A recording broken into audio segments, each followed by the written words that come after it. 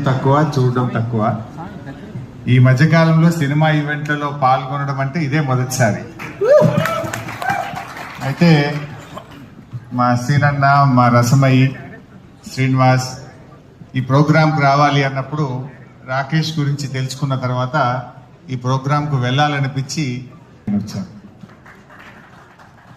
ఒక మారుమూల పల్లెలో పుట్టి ఒక గిరిజన తండా నుంచి కష్టంతో తన ప్రతిభతో ఎంతో కష్టపడి ఎదిగి ఈ స్థాయికి వచ్చి రాకింగ్ రాకేష్గా ఆయన పేరు తెచ్చుకోవడం నిజంగా చాలా సంతోషం. జబర్దస్త్ షోల ద్వారా తెలుగు ప్రజలందరికీ కూడా పరిచయమై రాకేష్ ఎదిగాడు. ఈరోజు రాకేష్ గారు కేసీఆర్ గారి పైన ఒక అద్భుతమైన సినిమా తీయడం నిజంగా చాలా సంతోషం. అంటే ఆయన ఒక చరిత్ర